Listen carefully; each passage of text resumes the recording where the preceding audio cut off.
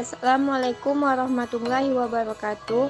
Kami dari kelompok 5 dengan beranggotakan 1. Winatul Islami dengan NIM 2030401139, 2. Muhammad Hanafi dengan NIM 2030401078, 3. Leni Nepisari dengan NIM 2030401064, 4. Afid Saputra dengan NIM 2030401005, 5. Febri Haryanto dengan NIM 2030401155. Untuk kesempatan kali ini, kami mengangkat atau menjelaskan sebuah materi tentang pegadaian.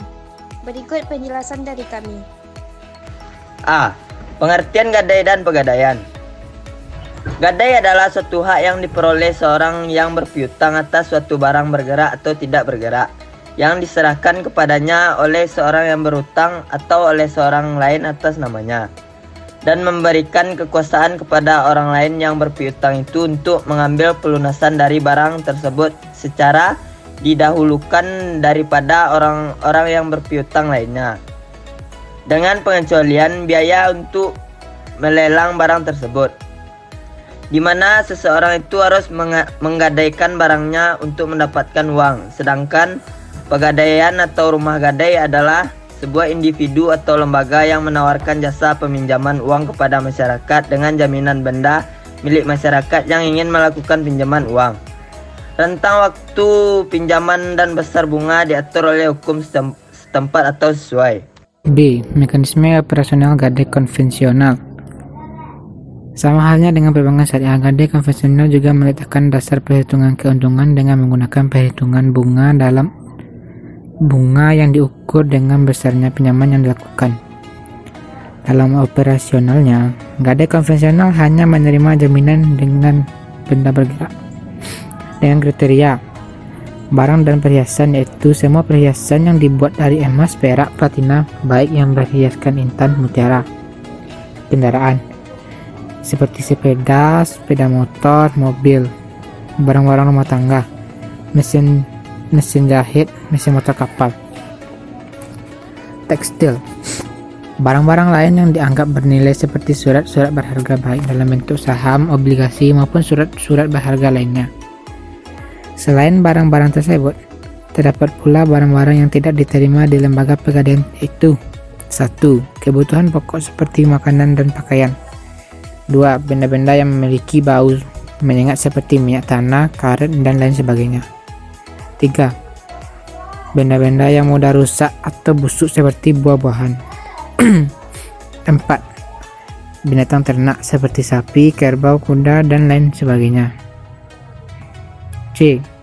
Mekanisme operasional gadai syariah. Gadai dilihat dari sisi fikih disebut aran, yaitu suatu akad perjanjian pinjam meminjam dengan menyerahkan barang milik sebagai tanggungan utang. Perjanjian gadai pada prinsipnya diterima dan diakui dalam Islam berdasarkan firman Allah Subhanahu wa taala. Dalam transaksiran gadai syariah dikenal beberapa istilah yang harus dipahami oleh setiap individu yang melaksanakan transaksi. Arahan dalam pengertian hukum perdata adalah sama dengan gadai, tetapi dalam pengertian syariah terdapat hal-hal yang spesifik yang tidak terdapat pada pengertian gadai, yaitu sebagai berikut. 1. Ran artinya tetap, kekal, dan jaminan. Menurut beberapa mazhab, ran berarti perjanjian penyerahan harta yang oleh pemiliknya dijadikan jaminan utang yang nantinya dapat dijadikan sebagai pembayaran hak piutang tersebut, baik seluruhnya maupun sebagian. 2. Ran adalah produk jasa berupa pemberian pinjaman menggunakan sistem gadai dengan berlandaskan prinsip syariat Islam, di mana tidak menentukan tarif jasa dari besarnya uang pinjaman. 3. Ran dalam hukum Islam dilakukan secara sukarela atas dasar tolong-menolong dan tidak untuk semata-mata mencari keuntungan. Beberapa ketentuan untuk pelaksanaan akad dalam gadai harus meliputi: akad yang melekat pada gadai adalah hutang piutang. Oleh karena itu, akad tidak mengandung syarat fasik atau batil seperti murtahin, mensyaratkan barang jaminan dapat dimanfaatkan tanpa batas. dalam hal ini sesuai dengan ketentuan hutang piutang gadai. 2. Marhum B. Pinjaman merupakan hak yang wajib dikembalikan kepada murtahin dan bisa dilunasi dengan barang yang dirahkan tersebut. 3. Marhun atau barang yang dirahkan. Marhun bisa dijual dan nilainya seimbang dengan pinjaman, memiliki nilai jelas ukurannya, milik sah penuh dari lain, tidak terkait dengan hak orang lain, dan bisa diserahkan baik materi maupun manfaatnya. D. Perbedaan gadai konvensional dengan gadai syariah dan gadai perbankan. 1. Pegadaian konvensional A didasarkan pada Peraturan Pemerintah Nomor 103 Tahun 2000. B. Biaya administrasi berdasarkan presentasi berdasarkan golongan barang. C. Bila lama pengembalian barang pinjaman lebih dari perjanjian, maka barang gadai dilelang kepada masyarakat. D. Sewa modal dihitung dengan prosentase kali uang pinjaman atau AP. E. Maksimal jangka waktu 4 bulan. F. Uang kelebihan atau UKA hasil lelang atau pinjaman tambah modal, sewa modal tambah biaya lelang. G. Bila dalam 1 tahun uang kelebihan tidak diambil, uang kelebihan tersebut menjadi milik pegadaian.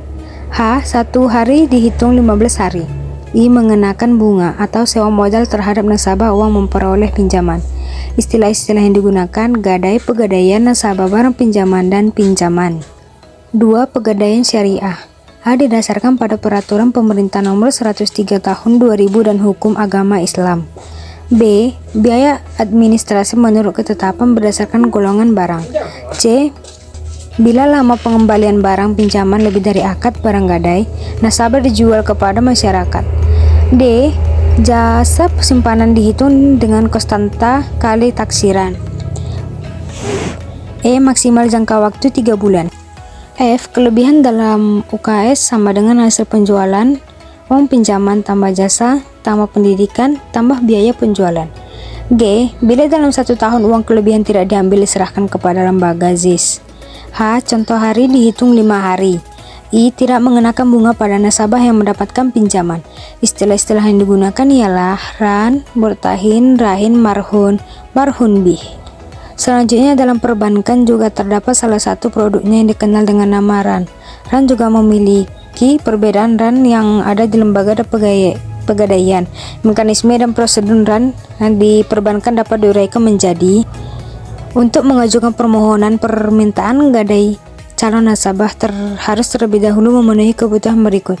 A. Membawa fotokopi KTP atau identitas lainnya seperti SIM, paspor, dan lain-lain. B. Mengisi formulir permintaan RAN. C. Menyerahkan barang jaminan atau marhun bergerak seperti perhiasan emas dan berlian, kendaraan bermotor, barang-barang elektronik. Selanjutnya, prosedur pemberian pinjaman atau marhun B dilakukan melalui tahapan berikut. A. Nasabah mengisi formulir permintaan RAN. B. Menyerahkan formulir permintaan yang dilampiri dengan fotokopi identitas serta barang jaminan ke loket. C. Petugas pegadaian menaksir atau marhun agunan yang diserahkan. D. Besarnya atau pinjaman atau marhun B adalah sebesar 90% dari tafsiran marhun. E. Apabila disepakati besarnya pinjaman, nasabah menandatangani akad dan menerima uang pinjaman. Secara mekanisme atau prosedur proses budaya antara bank dan lembaga gadai atau pegadaian trail hampir sama, namun terdapat beberapa perbedaan antara gadai di perbankan dengan gadai pada lembaga pegadaian. Adapun perbedaannya ialah pegadaian, prosedur pemberian dana mudah dan cepat dan tidak berbelit-belit atau sesuai dengan moto mengatasi masalah tanpa masalah. Pegadaian diper untuk masyarakat yang meminjam dana kecil sampai dana besar. Jaminan dapat dilakukan dengan barang-barang sehari seperti emas dan barang elektronik lainnya. Bunga rendah dan sesuai dengan kesepakatan. Bila tidak bisa dibayar dengan barang atau digadaikan, akan disita untuk dilelang. Bank, prosedur sulit dan nama atau biasanya bank juga akan menganalisis collectibility nasabah seperti halnya pengajuan pembiayaan. Gadai pada bank untuk diperuntukkan untuk meminjam besar dan terpercaya. Barang jaminan bernilai tinggi karena pinjaman dalam jumlah besar. Bunga pasar dan berfluktuasi. Bila tidak membayar, didatangi debit kolektor sedang diusut ke pengadilan. Manfaat pegadaian. Keberadaan pegadaian di Indonesia tentu memberikan manfaat yang sangat besar bagi masyarakat. Selain membantu perbankan, juga membantu nasabah untuk memperoleh modal dengan secara cukup dengan menggadaikan benda yang dimilikinya. Adapun secara khusus, manfaat gadai dapat diuraikan yaitu 1. Bagi nasabah. Manfaat utama yang diperoleh nasabah yang meminjam dari Perum Pegadaian adalah ketersediaan dana dengan prosedur yang relatif lebih sederhana dan dalam waktu yang lebih cepat, terutama apabila dibandingkan dengan kredit perbankan. Di samping itu, mengingat itu jasa yang ditawarkan oleh Perum Pegadaian tidak hanya jasa pegadaian, nasabah juga memperoleh manfaat sebagai berikut. A. Penaksiran nilai suatu barang bergerak dari pihak atau institusi yang lebih berpengalaman dan dapat dipercaya. B. Penitipan suatu barang bergerak pada tempat yang aman dan dapat dipercaya nasabah yang akan berpergian merasa kurang aman dan menempatkan barang bergeraknya di tempat sendiri, atau tidak mempunyai sarana penyimpanan suatu barang bergerak dapat menitipkan suatu barang bergerak dapat menitipkan barangnya di Perum Pegadaian. Yang kedua, bagi perusahaan pegadaian. Manfaat yang diharapkan Perum Pegadaian sesuai jasa yang diberikan kepada nasabahnya adalah A. Penghasilan yang bersumber dari sewa modal yang dibayarkan oleh peminjam dana. B. Penghasilan yang bersumber dari ongkos yang dibayarkan oleh nasabah memperoleh jasa tertentu dari Perum Pegadaian. C. Pelaksanaan misi Perum Pegadaian sebagai salah satu badan usaha milik negara yang bergerak dalam bidang pembiayaan berupa pemberian bantuan kepada masyarakat yang memerlukan dana dengan prosedur dan cara yang relatif sederhana. Yang ketiga, berdasarkan Peraturan Pemerintah Nomor 10 Tahun 1990, yang laba diperoleh oleh Perum Pegadaian digunakan untuk A. Dana pembangunan semesta, yaitunya 55%, dan B. Cadangan umum 5%, C. Cadangan tujuan 5%, dan D. Dana sosial, yaitunya 20%. F. Perkembangan gadai syariah di Indonesia. Berbicara mengenai perkembangan gadai syariah di Indonesia, maka sama halnya dengan melihat perkembangan perbankan syariah di Indonesia. Lembaga keuangan syariah umumnya di Indonesia mendapatkan sambutan yang sangat baik, bahkan mengalami perkembangan yang cukup pesat. Hal ini didasari oleh keinginan masyarakat sendiri untuk mengamalkan ajaran-ajarannya, agama khususnya Islam, karena Indonesia memiliki masyarakat dengan mayoritas adalah Muslim. Oleh karena itu, tidak terlalu susah untuk mengembangkan lembaga-lembaga keuangan yang berbasis syariah, termasuk salah satu adalah pegadaian. Mendirikan perusahaan gadai merupakan hal yang cukup sulit karena harus memenuhi kecukupan modal. Modal merupakan syarat utama dalam mendirikan usaha pegadaian, karena orang menggadai disebabkan karena kekurangan modal. Selain itu, lembaga pegadaian juga harus memiliki dana berlapis dan produk-produk gadai yang lebih bervariasi, karena takutkan lembaga gadai tidak lagi diminati oleh masyarakat Indonesia. Hanya satu saja perusahaan gadai yang berdiri, itu pun dimiliki oleh pemerintah dan dimasukkan ke dalam jenis perusahaan umum atau Perum.